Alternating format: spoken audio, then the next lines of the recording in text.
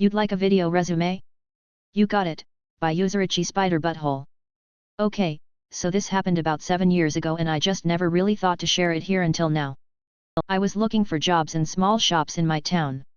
I had just recovered from a nervous breakdown, so my husband was stressing that the goal of this job was to dip my toe back into daily life, which meant anything that even hinted at being stressful was not an option. We were very poor and my husband was working 3 jobs to keep us afloat while I recovered. He's quite literally the best. I dropped off my resume at a cute little shop and heard back by email, asking me to write a brief essay about why I wanted to work at her store. I knew I wasn't supposed to go work for someone difficult, but I was trying to stay positive, so I wrote the essay. It felt weird and insulting to have to find different ways to be like I'm super passionate about registers and dealing with rude people. But I did it. She then responded thanking me for my essay and then asked me to create a video resume. To make minimum wage. At a small clothing store. Before my breakdown, I had been a comedian. My husband and I used to make sketch videos. So we had a green screen and a shitty camera and lights, everything left over from back when we did videos. So I decided to give her this video resume, which she was so pompous, egomaniacal, and dense that she actually took it seriously. She then told me unfortunately I didn't present myself in a professional light, lol, and she was not interested in hiring me because the video didn't show me shining with customers. I responded by saying that I couldn't tell if she wanted a genuine applicant or a funny video, considering this entire exchange has been insulting enough that it must be a joke. I also thanked her because now my video was going slightly viral, and it was because of her insulting behavior. She then asked me to come in for an interview to prove that she was doing this all in good faith. I then told her that it's not my job to make her feel better, but that she should be very careful asking for video resumes after an initial resume and an emailed essay, as it begins to lean into the territory of wanting to see what the applicant looks like in case they don't fit her preferred aesthetic. Unfortunately for her, several others had experienced her and, upon seeing my video, it became a big conversation in the community and she had to do a lot of backpedaling. She temporarily closed her store until the situation was forgotten. I moved away and don't know if she's still around anymore, but to this day I'm pretty sure she helped me make my video masterpiece that I just can't ever top. Edit, I'm floored and I'm touched and I'm grateful. I'm trying to keep up with all the sweet and supportive comments. Thank you all. I know it's tacky but I wouldn't be a comedian if I wasn't tacky. If you'd like to see what we do now you can follow us on Instagram at @3rds or whatever platform you're on. We also have a podcast available all over called A Couple of N3RDS, come play with us, so if you enjoyed this you might like what we do now. Regardless, thank you all for taking the time to check out my video. The me from 7 years ago would be so very touched. Edit 2, thank you all for your support. It means so much. I can't even tell you. For 10 years we tried to break into sketch and stand-up comedy, but it's very hard when you lack the resources, namely financial. Not to say it's impossible, but your chances are slim, and we just never had that kind of luck. A lot of time has passed and to hear all of you say you enjoyed this makes it all worth it. We accepted a very long time ago the fact we would never make it, but we learned that all we really need is to know we do make people laugh and we can distract some folks from their struggles. Your comments prove that to be true and it means so much. Thank you. Try and stick to the planning and the correct methods. Sure, I will, by user breeder_Joey. I, 30M, work as a cleaner in a school for special needs children. I'm good at what I do and I take pride in coming in every day to make sure that both the children and the teachers that work there have a clean and safe environment to work in. Some backstory: before I started working at this location in April 2022, they've had a lot of bad luck with hiring cleaners, as the branch we're in technically falls under specialized cleaning and not general cleaning. In the first 4 months of 2022, they've had 15 cleaners that all disappointed, stopped showing up or were fired for another reason. This has caused the general custodian of this special needs school, my direct supervisor, to be skeptical of any new cleaner that comes in, which is very fair. Now, I like to give 110% at work. Whether that's smart or not, I'm not sure, but I like to leave my work knowing that I gave it my all. That is why, when I saw the daily/weekly task list and had done an online course on how to effectively clean, I knew that in practice, that would leave a very messy workplace, since not everything would be cleaned correctly. Imagine a desk of a child that has a single eraser on it. According to my online course from the company, that disqualifies that entire desk for cleaning. I won't be allowed to clean it. Furthermore, if chairs are not at the desk, I'm now allowed to sweep or mop under it. Because it's not the cleaner's job. As such, I've been making some really positive changes to my work schedule, daily/weekly task list and the way that I do things to not only meet the minimal requirements that my company asks for but also to go above and beyond, be flexible with the teachers, engage with the students and leave a beautiful workspace. This went great for a while. Now, the custodian has, for some reason, been getting way more critical of my work. The smallest speck of dust mist or a small drop of coffee spilt somewhere, that happened after I was done with work, and he's blowing up my phone with text messages that I need to do things differently. In a wasteful way, or telling me first thing when I come in that I need to take my work more seriously. This morning, he told me, try and stick to the planning and the correct methods. So I told him that I would. Now, I started to follow the paper list with daily tasks and my methods completely to a T. Every half-ass method that I knew would leave the classrooms and the bathrooms in a horrible state. Trash cans need emptying? Nope. Not on my list. One piece of paper on a filthy desk? No longer my problem. Spills in the hallways? Looks like mopping the floor isn't on today's task list, sorry. The entire place looked horrible. I had to hold myself back to not do more than the list because I hate leaving work unfinished, but I was finally done.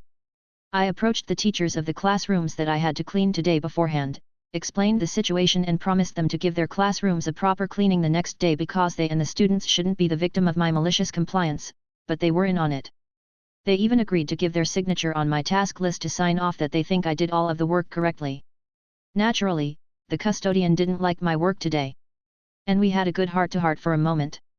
I told him that I really appreciate that he wants to safeguard the quality of my work, it's what they pay me for after all. But I hope that I have shown him, and some teachers, that I go above and beyond daily. And that today's work, that looked like a mess, was my company's standard. I also let him know that the constant badgering was incredibly unmotivating, it was really putting a damper on my spirits. I told him that I'd be doing my work normally again tomorrow, and he said he appreciated all the work I usually do and that he'd try to be more flexible as well and put more trust in me. All wells that end well, I suppose. I just want to make sure that these special needs children have a clean school to learn, laugh, and play in after all. Ice is cold, but sometimes malicious compliance isn't, by user_stress_rxn. TLDR thought I was being maliciously compliant as a teen working in fast food, ended up making a customer's day. Maybe not truly malicious, but y'all probably need something wholesome. When I was a teenager, I worked at a certain fast food restaurant known for customer service. I used to work the drive-thru, I was the voice in the box, while also prepping drinks for the window. We'd have people come through with all kinds of requests and grievances. One day, I was taking a woman's order and she added a bottle of water. The last time I ordered a bottle of water it was warm, so please make sure you give me one that is cold this time. We keep the bottles in a fridge, but they get stocked from room temp, so I guess she got one that was recently stocked the last time. Lady is really upset about this and reminds me a few more times to make sure it's cold. Being a teen, I'm mildly amused with myself when I decide to most certainly make sure her water is cold. I grab one of our extra large cups, fill it with ice and stuff the water bottle right in the middle. My coworker at the window gives me a weird look, but I just tell her to go along with it. Lady comes to the window and my coworker hands her the cup/ice/bottle contraption. I'm feeling slightly smug until the lady starts ranting and raving about how this is customer service and how happy she is to know it will most certainly be cold, etc. etc. She even ended up submitting feedback to the store about how great it was. At the end of the day, I'm happy she got her cold water, even if it was in the most ridiculous way. You have decided to fire me because I was in the hospital? Miss your wedding dinner tasting then, by user like a we. Compulsory English is not my first language, but feel free to nitpick on grammar. This happened when I just graduated uni. I had my main job over the weekend which paid the living and a side job at a large mobile phone/broadband selling company, basically retail but with phones. The shop was located inside a larger retail store as an island in the middle, and of course a lot of people didn't know about it and didn't exactly visit our store to buy a contract or upgrade. Instead they would go to the store on the high street, which was a lot nicer and bigger compared to our island. A few important details about the store. The working times usually are 9 till 20 hours on the weekdays. Tills have to be shut at 8 p.m, otherwise it causes issues with accounting. Staff members, unless they are warehouse, Cannot stay past 8:10 to 8:15 due to insurance reasons and only the managers can lock the store up. Warehouse can stay later and they have their own exit, however it cannot be used by those who are not working in the warehouse. When you start/finish you have to put the times in a special machine which compares them to your rota, same when you go for lunch.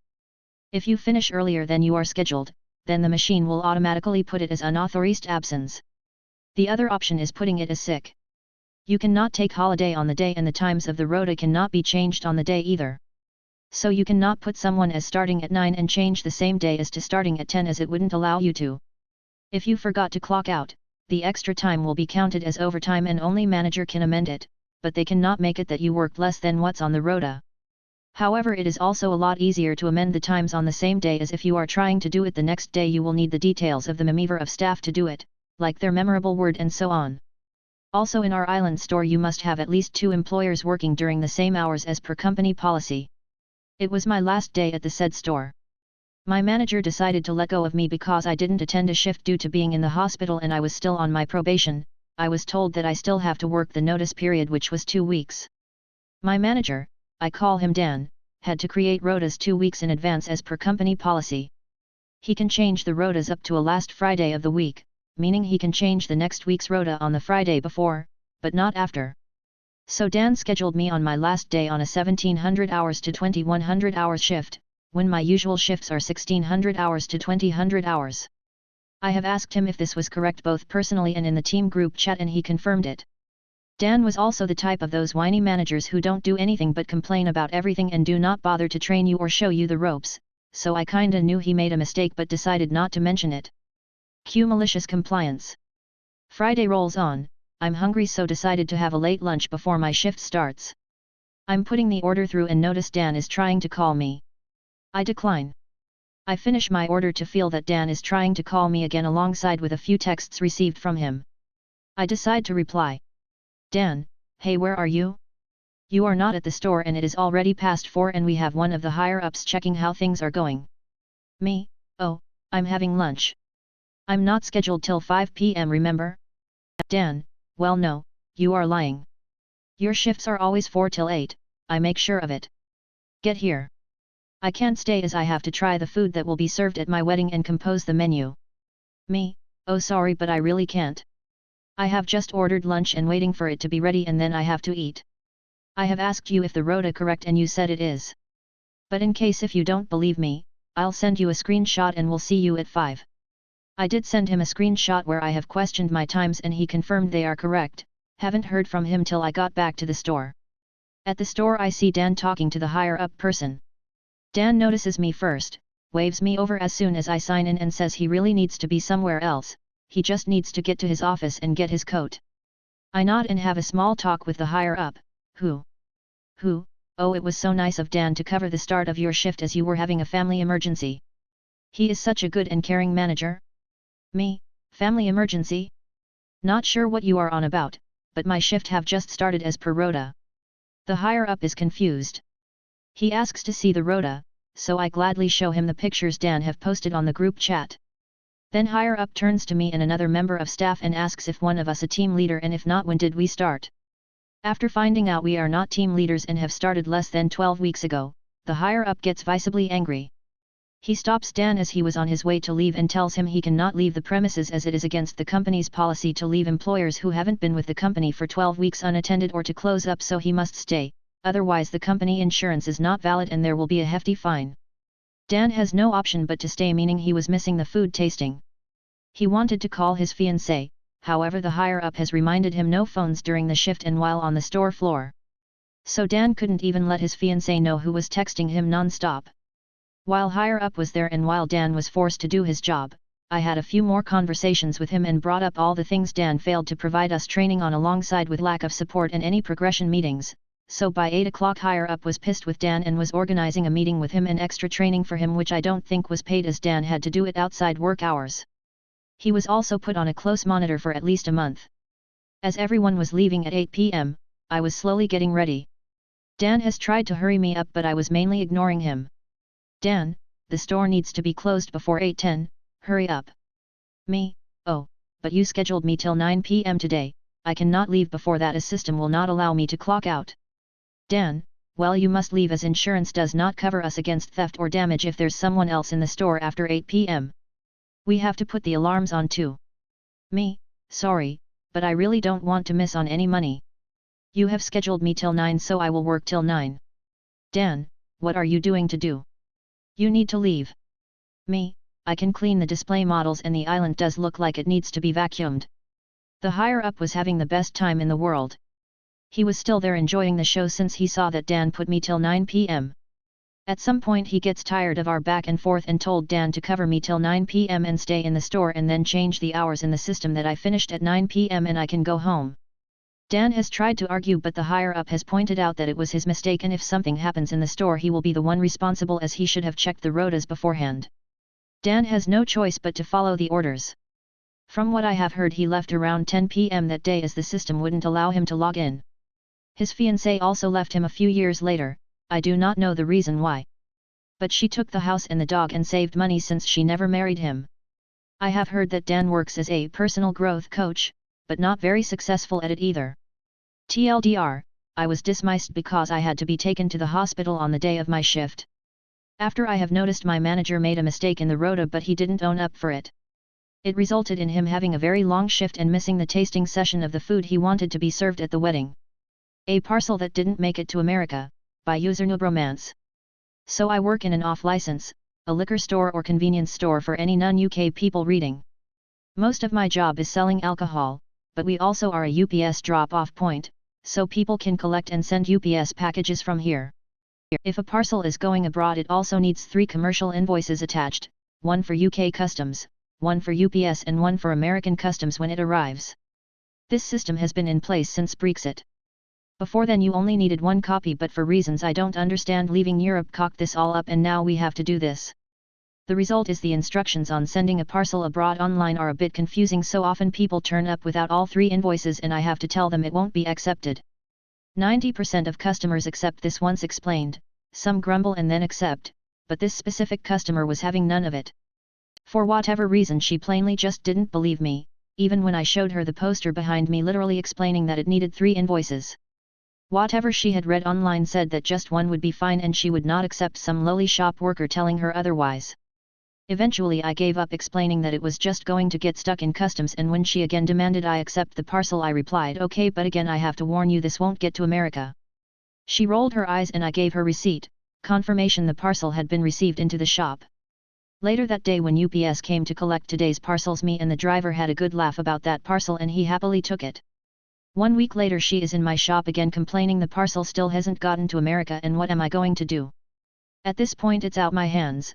I'm just the drop-off point, so I give her UPS customer service number and tell her she'll have to take it up with them. She informs me she's going to be complaining about me as well apparently. I don't care, I don't work for UPS.